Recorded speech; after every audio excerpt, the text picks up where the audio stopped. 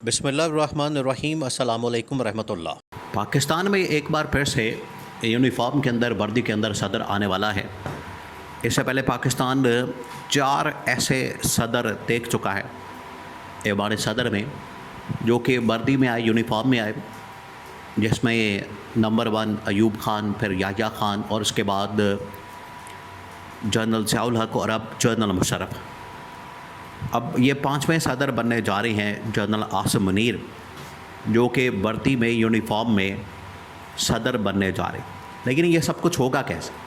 सबसे बड़ा सवाल ये है कि बैकडोर चैनल के ऊपर क्या हो रहा है, बंद कमरों के अंदर क्या मुलाकातें हो रही हैं, मंसूबा क्या, प्लान क्या है। क्योंकि ऐसा तो नहीं होगा कि अचानक से जनरल आसिम आएंगे और सदारत का ओहदा संभाल लेंगे, बल्कि ये एक पूरा प्रोसेस है, ये एक पूरा प्रोसीजर है। उस प्रोसीजर को फॉलो किया जाएगा, उसके मुताबिक ये लोग आगे बढ़ेंगे, काम करेंगे, उसके मुताबिक मामलात आगे चलेंगे। तो ये एक पूरा प्रोसेस है, पूरा एक प्रोसीजर है, उसको फॉलो किया जाएगा। अब कैसे होगा? जनरल आसिम ने, इस्टेब्लिशमेंट ने इस बात की ठान ली है कि हर हाल में टैक्स में तरमीम करवानी है, उसके लिए कुछ भी करना पड़े। लेकिन नून लीग और पीपल्स पार्टी इसमें रुकावट है। अब ये क्या खेल खेल रहे हैं?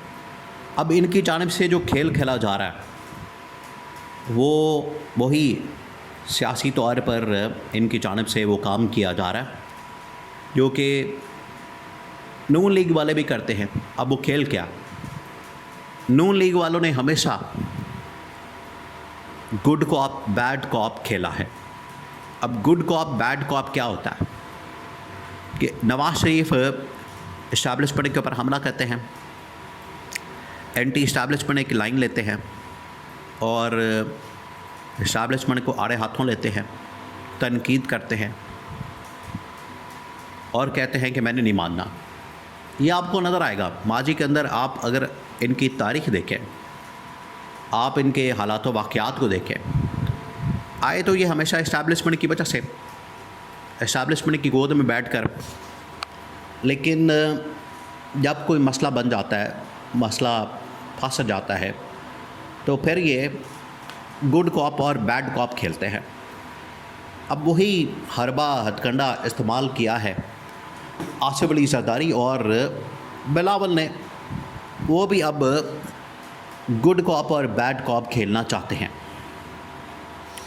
तो आसिफ अली जरदारी ने बड़ा सॉफ्ट होके सरेंडर कर दिया, घुटने टेक दिए और कहा कि बिल्कुल हम इस्टेब्लिशमेंट के साथ मिलकर चलना चाहते हैं, उसको मजबूत करेंगे, ताकतवर बनाएंगे। जिसका मतलब ये है कि जो इस्टेब्लिशमेंट की डिमांड है, अब इस्टेब्लिशमेंट की डिमांड क्या है?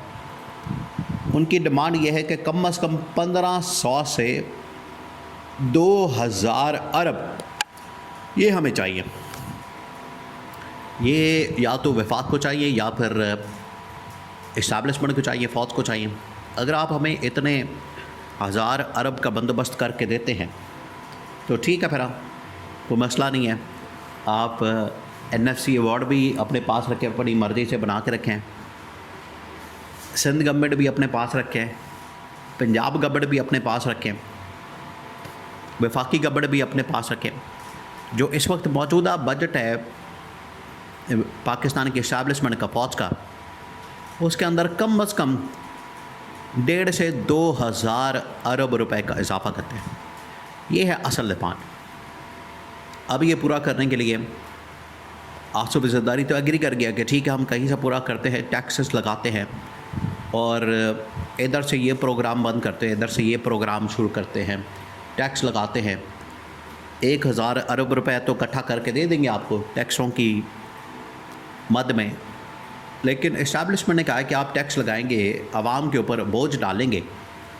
आप ज़रा इमेजिन करें कि अपने अल्लल्ले तल्लल्ले इन लोगों ने ख़त्म नहीं करने, अपनी याशी सैर सपाटे इन लोगों ने ख़त्म नहीं करने, अपने प्रोटोकॉल उसके ऊपर इन लोगों ने कॉम्प्रोमाइज़ नहीं करना, बल्कि पाकिस्तान के दिफा को मजबूत करने के लिए ये पैसा खुद से दें, खुद खर्च करें उसके बजाय ये क्या कर रहे हैं, आवाम के ऊपर बोझ डाल रहे हैं कि आवाम इसका बोझ उठाए, आवाम इसका बर्डन उठाए और आवाम ये पैसा दे। तो आवाम के ऊपर ये सारा बोझ बर्डन मुंतकिल करने की बात हो रही है। इस्टेब्लिशमेंट चाहती है कि बोझ आप उठाए, नून लीग उठाए, पीपल्स पार्टी उठाए, इनकी गवर्नमेंट उठाए, लेकिन ये लोग दोबारा से आवाम के ऊपर टैक्स लगाने की बात कर रहे हैं। तो अब बिलावल ने इस्टेब्लिशमेंट के ऊपर हमला कर दिया कि अगर हमें मजबूर किया गया, अगर हमें दीवार से लगाया गया तो फिर हम हमला कर देंगे इस्टेब्लिशमेंट के ऊपर। तो अब ये गुड कॉप बैड कॉप की स्ट्रैटेजी खेल रहे हैं। लेकिन इस्टेब्लिशमेंट ने इनको पहले ही पैगाम पहुंचा दिया था, ईद से पहले भी और ईद के बाद भी, कि ये आपके लिए बिल्कुल लास्ट वार्निंग है। ये पैगाम असल में पिछले 6 महीने से काम चल रहा है। ये देखें, ये मामला आज का नहीं है, ये कोई ऐसा नहीं है कि महीना पहले 2 महीने पहले ये मामला सामने आया।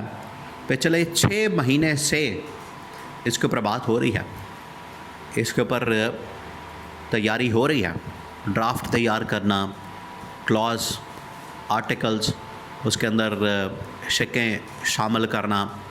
6 महीने से इसके ऊपर काम हो रहा है, 6 महीने से।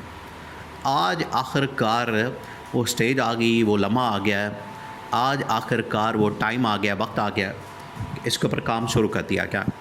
और काम ये है कि अब बजट के सेशन के दौरान ही तरमीम को कौमी असम्बली के अंदर पेश कर दिया जाए और उसको पास किया जाए।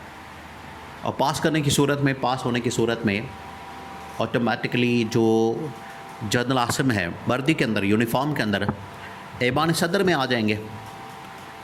और जो आज इस वक्त करप्शन का बाज़ार गर्म है, लूटमार का बाज़ार गर्म है, लेकिन ये जहाँ भी जाते हैं नून लीग और पीपल्स पार्टी वाले, ये वहाँ जाके लूटमार करते हैं, चाहे इधर वज़ीर आज़म हाउस के अंदर हो, काबीना के अंदर हो, और पीपल्स पार्टी ऐवान सदर के अंदर मौजूद। लूट मार का बाज़ार गर्म किया जाता है। वहाँ पर जो क्लर्क है, अमला स्टाफ है, वो बेचारे उसी तरह से बुरी हालत में ज़िंदगी गुजारने पर मजबूर और ऊपर ये बैठ के अल्ल तल्ले। तो अमला भी खुश है, स्टाफ भी खुश है कि अच्छी बात है, ये ज़रदारी घर जा रहा है और कोई ऐसा आदमी आ रहा है वर्दी के अंदर, यूनिफॉर्म के अंदर, सदर, जो कि बिल्कुल according to the book, by rule, by book चलेगा। और वो इनको अलविदा कहने के लिए तैयार है। जो स्टाफ है ऐवान सदर का, जरदारी को अलविदा कहने का और जनरल आसिम को यूनिफॉर्म के अंदर वेलकम करने के लिए ऐवान सदर का स्टाफ इस वक्त मुकम्मल तौर पर तैयार खड़ा है।